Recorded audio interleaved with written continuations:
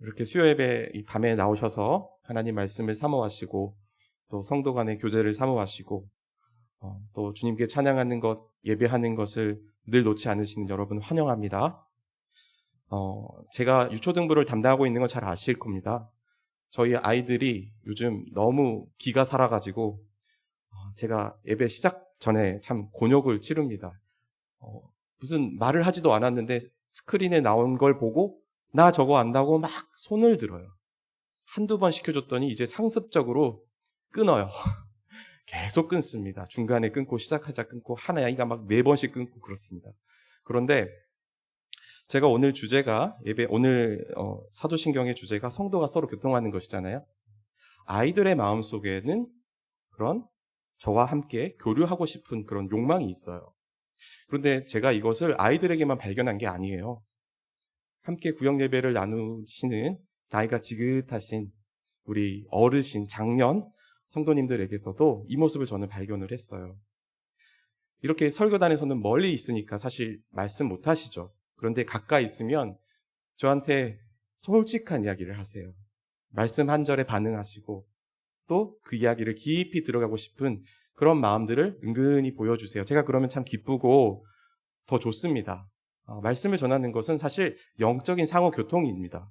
그렇죠? 자, 그런데 오늘은 성도가 서로 교통하는 것과라는 것으로 해서 주체가 말씀 선포자도 아니고 또 그냥 우리 평범한 성도들이에요. 자, 그래서 지난주에 이어서 사실 주제가 연속적으로 지금 진행이 되어지고 있습니다. 지난주는 누가 나왔습니까? 누구라고 하기보다는 교회가 나왔죠. 교회. 그런데 이번 주는 성도가 나왔어요. 그래서 교회와 성도라고 하는 이 비슷하면서도 다른 것 같은 이 두 가지를 제가 잠깐 이야기를 하면서 일반적인 이야기를 하면서 좀 강의를 들어가도록 하겠습니다. 여러분, 이 교회란 무엇일까요? 성도란 무엇일까요? 여러분께서 가지고 계신 답이 있으실 것 같아요. 그런데 제가 살짝 제가 내리고 싶은 결론을 미리 말씀을 드리자면 교회와 성도는 다른 것 같아 보이지만 다르지 않습니다. 교회에 있는 곳에 성도가 있고요. 성도가 있는 곳에는 교회가 있기 마련입니다. 만약에 제가 이제 덕정구역에 구역장으로 세워져 있어요. 저 위쪽에 올라가서 덕정구역에서 구역원들 모아서 예배를 드리면 제가 교회의 이름으로 모인 겁니까? 성도의 이름으로 모인 겁니까? 한번 답변을 좀 해보시기 바라요. 우리가 이렇게 교류를 하면서 하나님 말씀을 조금이라도 교리를 쉽게 접근하면 좋겠어요. 자, 교회 이름으로 모인 것일까요? 성도로서 모인 것일까요? 한번 대답을 해보시기 바랍니다. 교회일까요? 성도일까요?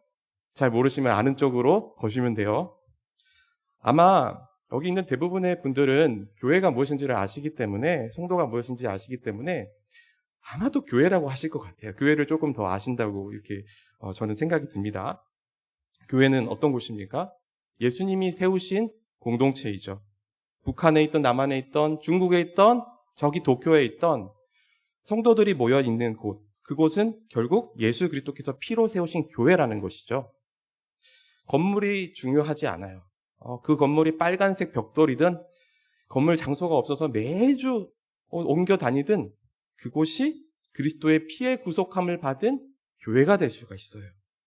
성령께서 말씀을 전파하시는 그곳이 여기 계신 분들이 주일학교 때 주님을 만나서 교회가 되었든 아니면 이 자리에 또 마음에 감동이 되어져서 주님을 만났든 시공간을 떠나서 주님께서는 믿는 자들이라는 공동체 교회를 세우고 계십니다. 그러니까요, 이 전 세계에서 예수 그리스도의 이름이 전파되는 그곳에 교회가 세워지고 그리고 말씀이 전파되는 그곳은 교회가 만들어지는 곳이라고 우리가 결론을 내릴 수가 있겠죠. 너무나도 잘 아시는 이야기시죠? 오늘은 당연한 이야기를 좀 할 겁니다. 그런데 우리가 교회를 세워질 때, 교회가 세워질 때, 만들어질 때 그곳에서 일어나는 기이하고 신비한 현상, 놀랍도록 우리에게 경이로밖에 표현할 수 없는 그 현상에 대해서는 사실 조금 둔감합니다. 세상의 조직들은 뭉쳐서 자랑하고 기뻐하고 좋아하죠.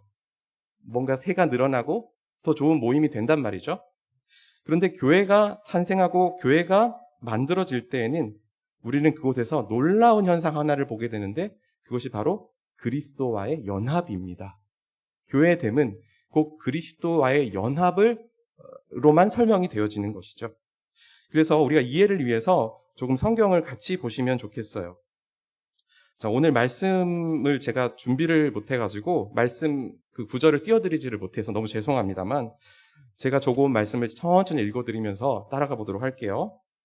자, 그러면 연합이라는 것이 무엇인가를 조금 알아보도록 하죠. 연합. 골로새서 1장 24절에서 바울이 교회를 이렇게 표현하는 부분이 나옵니다.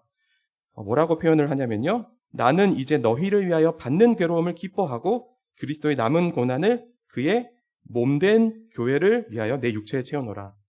자, 뒷부분을 다시 읽어드릴게요. 그리스도의 남은 고난을 그의 몸된 교회를 위하여 내 육체에 채워놓으라. 자, 교회 앞에 붙어있는 수식어가 무엇입니까? 몸이죠. 몸입니다.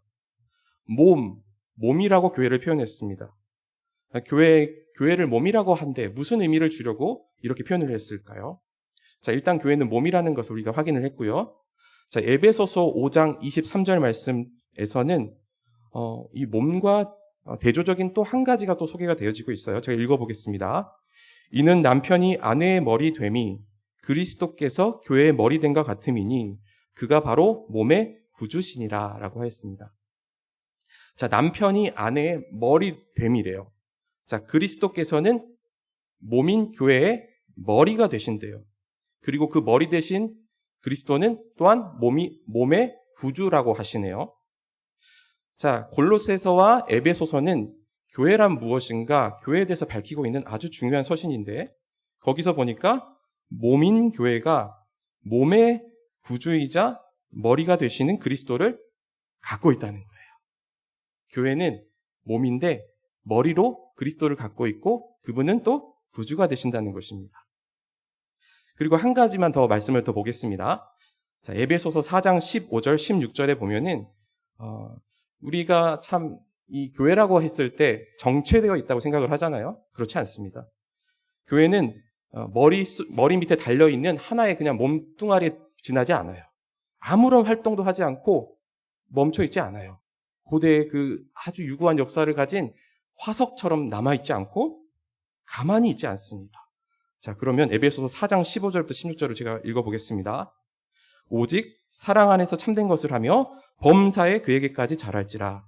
그는 머리니 곧 그리스도라. 그에게서 온 몸이 각 마디를 통하여 도움을 받음으로 연결되고 결합되어 각 지체의 분량대로 역사하여 그 몸을 자라게 하며 사랑 안에서 스스로 세우느니라.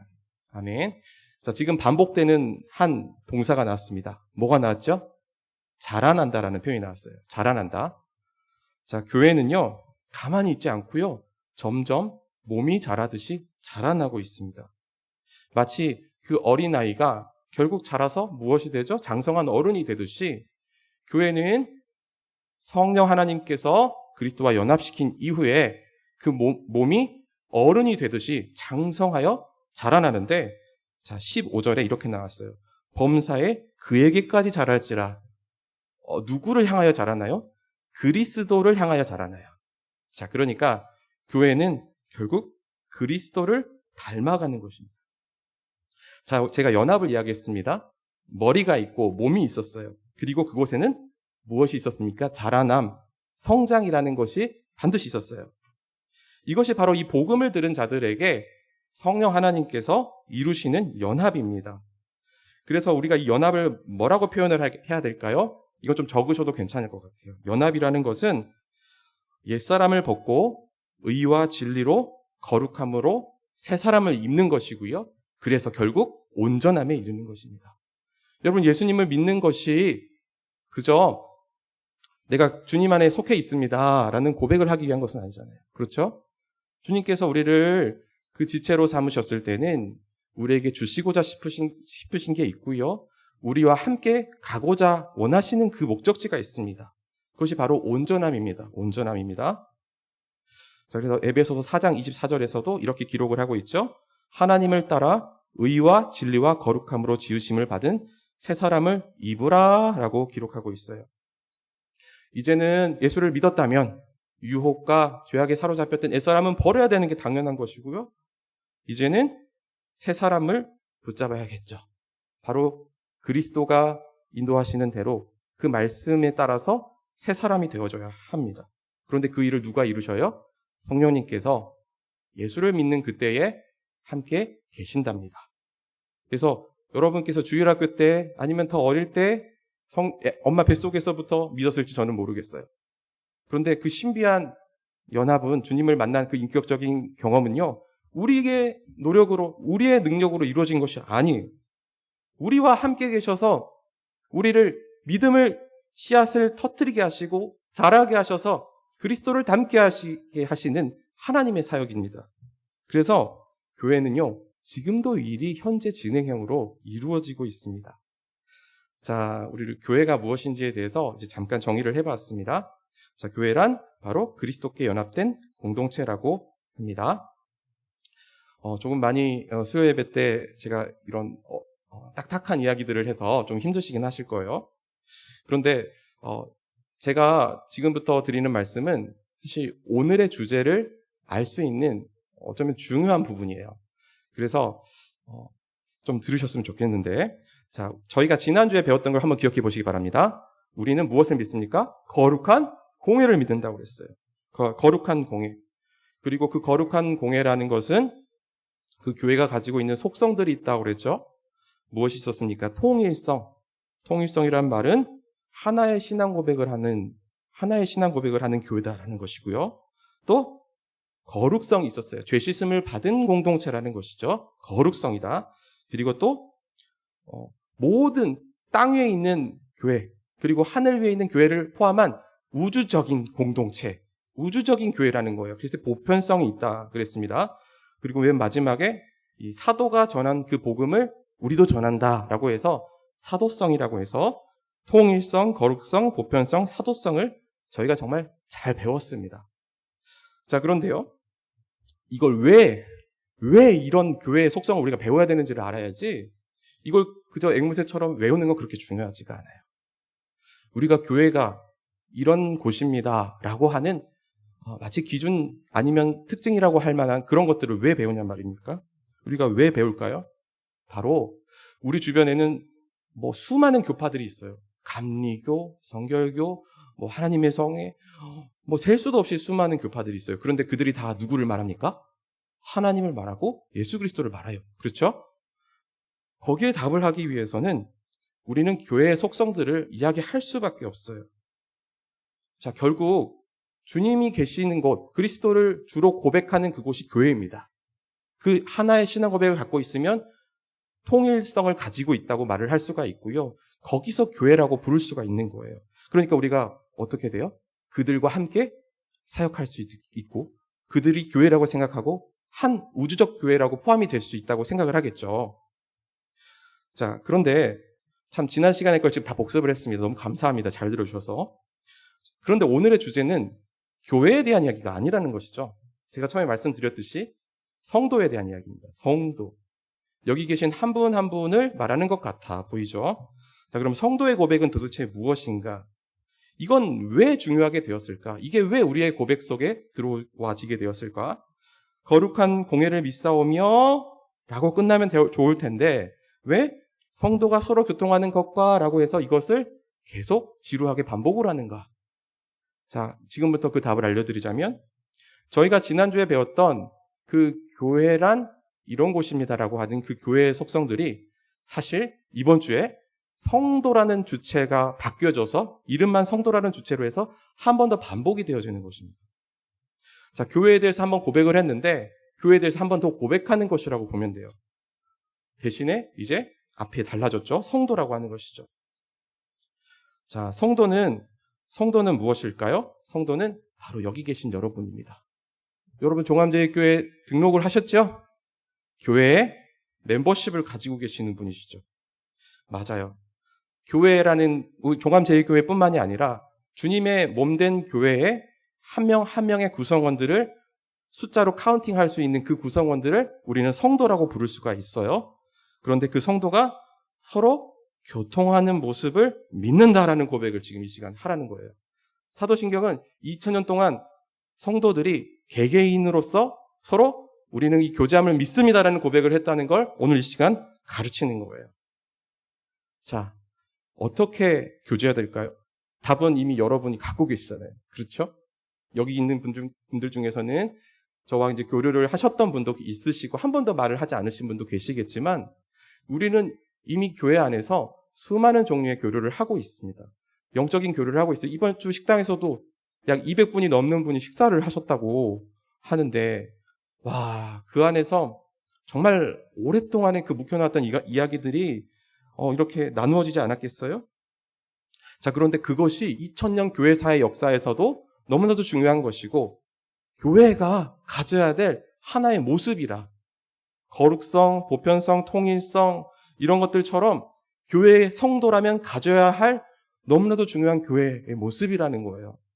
여러분 사실 이거는요. 저도 사도신경을 매주 고백을 합니다만 그렇게 중요하게 느껴지지가 않아요. 왜냐하면 우리가 이 교제라는 것에 대해서 오해를 하거나 교제라는 것을 우리 측의 시선에서 바꿔서 이해를 하기 때문에 사실 그렇게 와닿지가 않아요. 그런데 오늘 말씀에서 이 교제는 조금 다른 것입니다. 이 교제의 시작부터 그 근원부터 그 출발부터가 달라요. 이 교제가 우리 측에서 시작이 되었지만 그 교제를 먼저 나눈 대상이 다르다는 말입니다. 성도에게 가기 이전에 하나님과의 교제가 먼저입니다. 그래서 성도의 교제까지 이어지게 되어져 있어요. 자, 그럼 이제 책을 보실까요? 책 65페이지를 보도록 하겠습니다. 자, 제가 이제 중요한 이야기들은 거의 다 했습니다. 오늘은 사실 말씀을 그렇게 길게 나누지 않을 겁니다. 이미 이건 실천의 영역이에요. 여러분께서 기도하시면서 도전을 받으시고 성도의 교제를 중요하게 여기시고 나가신다면 그것으로 충분해요. 자, 오늘 그 첫 번째 들어가기를 보시면요.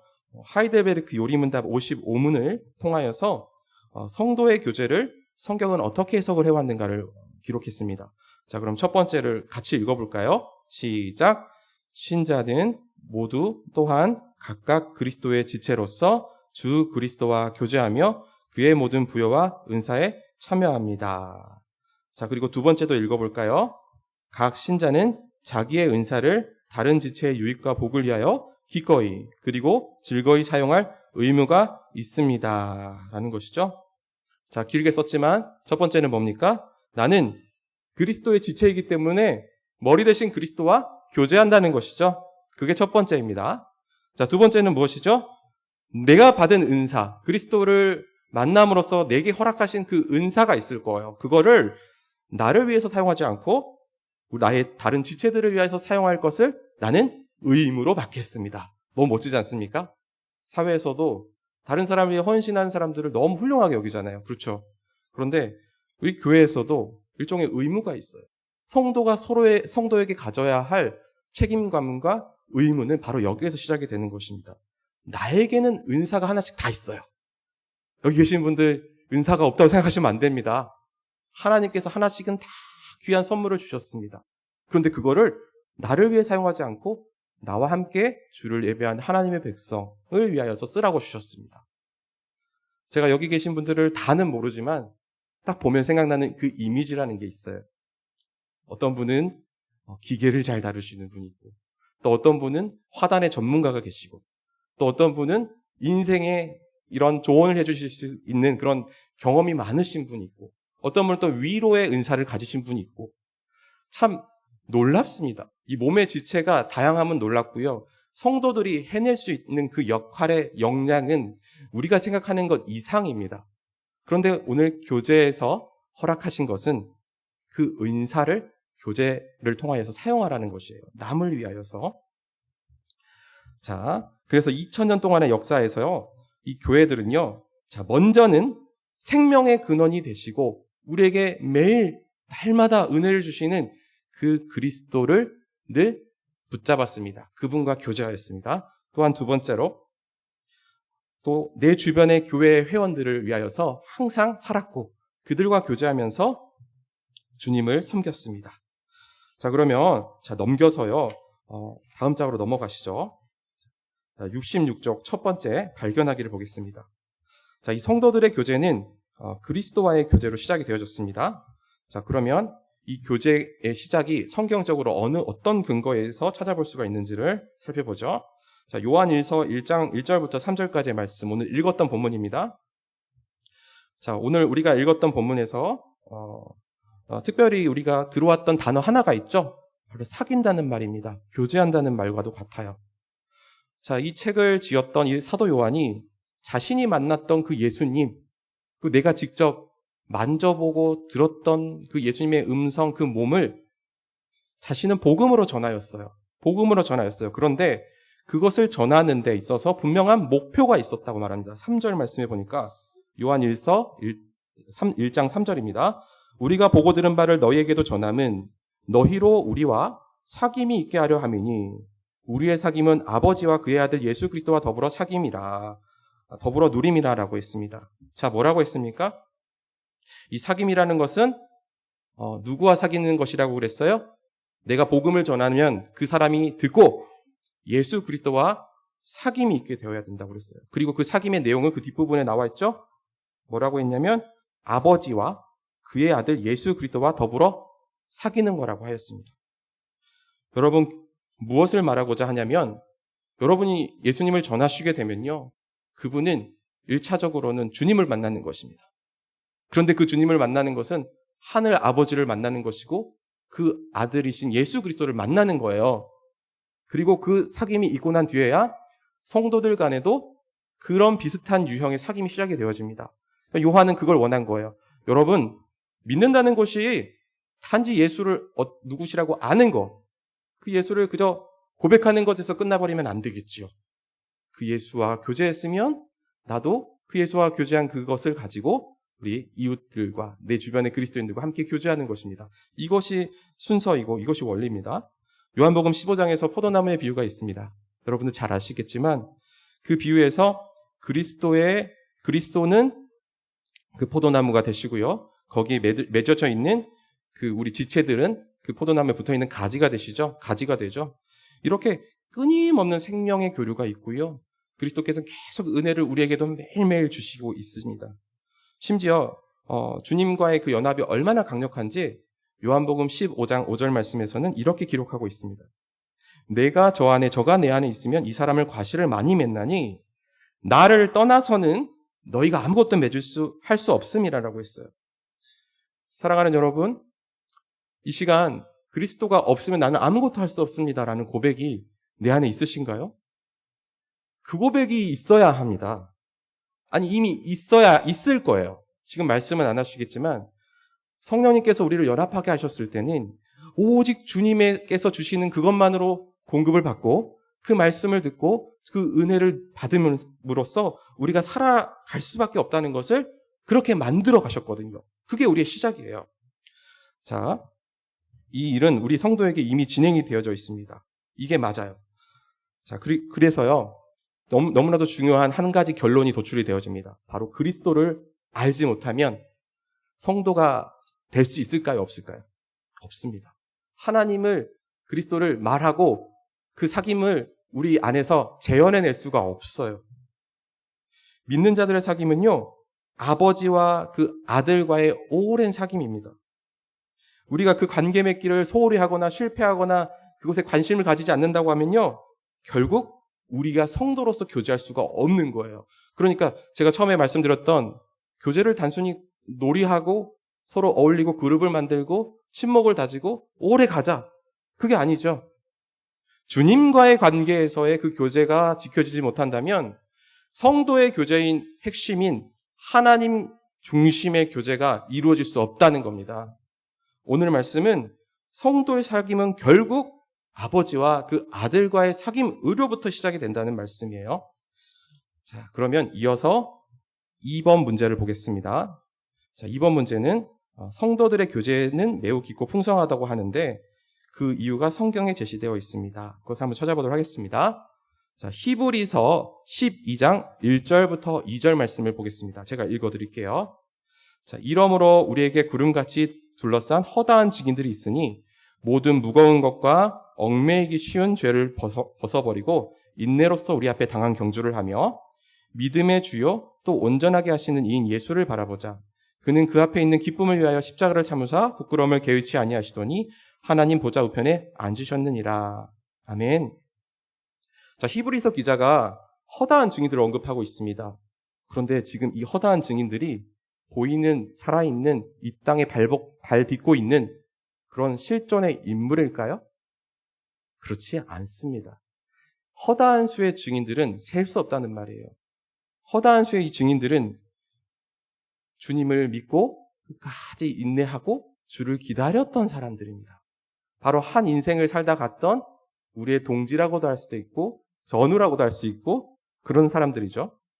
그런데 이 히브리서 12장을 보니까 우리 성도들의 교제는요, 이 종암동 땅에 계신 분들 그리고 이 서울에 계신 분들만 교제를 하는 게 아니에요. 한때 종암동에 사셨던 60년 전에 예수를 믿으셨던 하지만 지금 주님 곁으로 가신 그 성도들도 모두 다 허다한 증인들로서 우리가 교제할 수 있는 분들이라는 것을 말씀하고 있어요. 그러니까 성도의 교제는 이 땅에 살아있는 성도들 안에서만 이루어지지 않고 얼마나 넓은지 세상을 떠난 형제 자매들과도 교제한다라고 합니다. 자, 우리가 지난 시간에 잘 배우셨지만 교회는 모든 전 우주적인 시간과 공간을 초월한 전 우주적인 그런 특징을 갖고 있다고 그랬어요. 그래서 보편성을 가지고 있다. 보편 교회가 있다라고 했습니다. 그게 무슨 말이냐면 2000년 전에 예수를 믿었던 그가 나와 지금 교류할 수 있는, 영적으로 교제할 수 있는 한 명의 성도라는 말이에요. 여러분, 폴리캅이라는 교부 아시죠? 예전에 담임 목사님 설교 말씀 전하실 때 그때 아마 들으셨을 거예요. 그가 어떻게 죽임을 당했습니까? 끔찍하게 화형을 당했죠? 그때 그가 끝까지 죽음을 당하는 그 순간까지도 믿음의 고백을 하였어요. 근데 우리가 말씀을 전해 들으면서 우리에게 느껴지는 감동은 무엇입니까? 그도 벗어날 수 있었어. 그도 믿음을 저버리고 도망칠 수 있었어. 하지만 그가 오늘 우리에게 말을 걸고 있잖아요. 예수를 믿는 것은 예수를 부인하지 않고 끝까지 믿음을 지키는 거야. 왜냐하면 소망이 어디 있습니까? 주님 다시 오시는 그날, 주님이 이 땅에 오셔서 완성하실 그때에 있기 때문에 그렇게 살아야 되지 않겠니? 라고 여러분에게 목사님의 말씀을 통하여서 교제하자고 온 거예요. 여러분, 우리가 성경의 많은 인물들과도 그 많은 인물들을 나누면서도 교류하지만 성경에 기록되지 않았던 수많은 주님을 먼저 만나러 간 그 선배들과 같은 자들과도 교류하고 있습니다. 그뿐만이 아니죠. 우리 살아있는 우리 형제 자매들 옆에 한번 보시겠어요? 지금 되게 많이 졸리고 힘드실 시간인데 한번 보세요. 네, 이제 저를 봐주세요. 제가 유초등부에서 이렇게 합니다. 저만 봐주세요.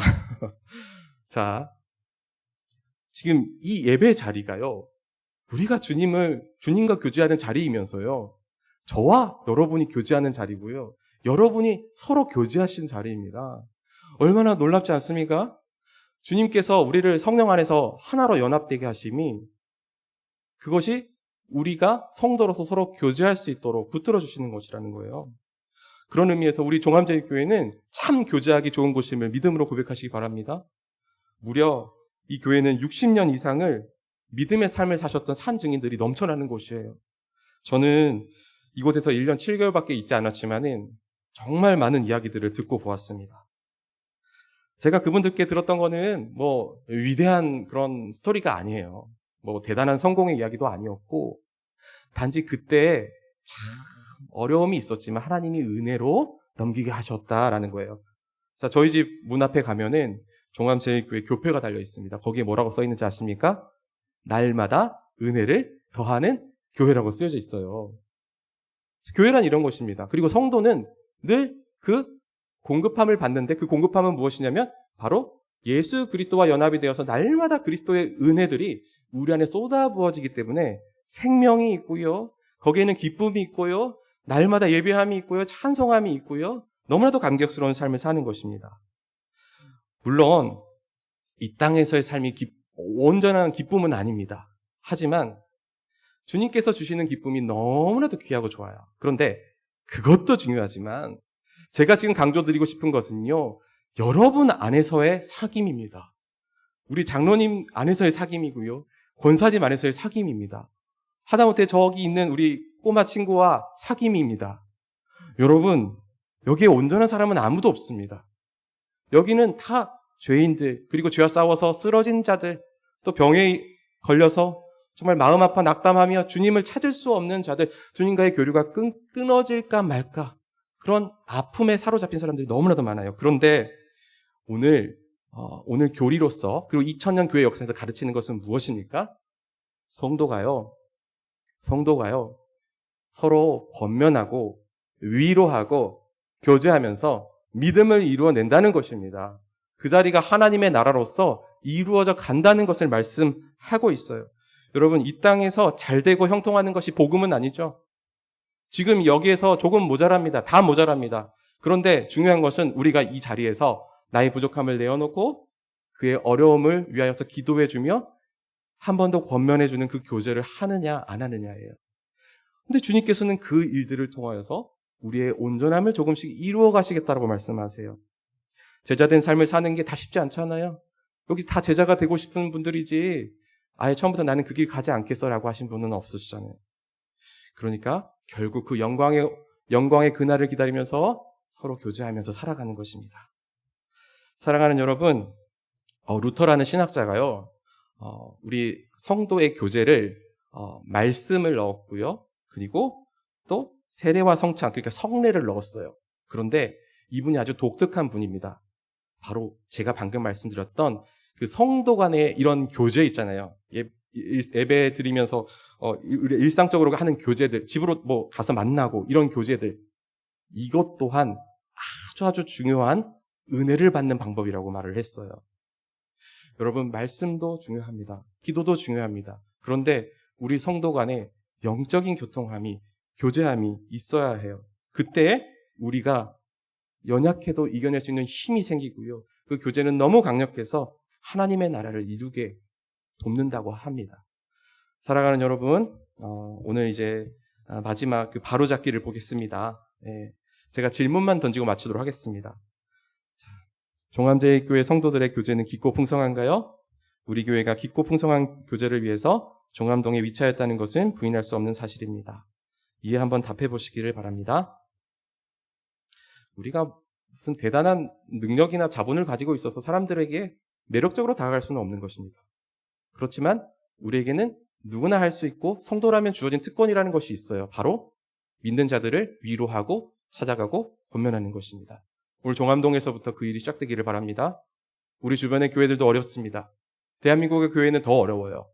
그리고 늘 죽어간다라고 말을 해요. 그런데 오늘 말씀에서 배웠듯이 하나님께서 교제하는 그에게는 그리스도의 생명이 날마다 부어지고 은혜가 날마다 공급되어지므로 그는 결코 무너지지 않아요. 더구나 성령 하나님께서 그와 함께 내주하심으로 끝까지 그 연합을 지키신다고 말씀하셨습니다.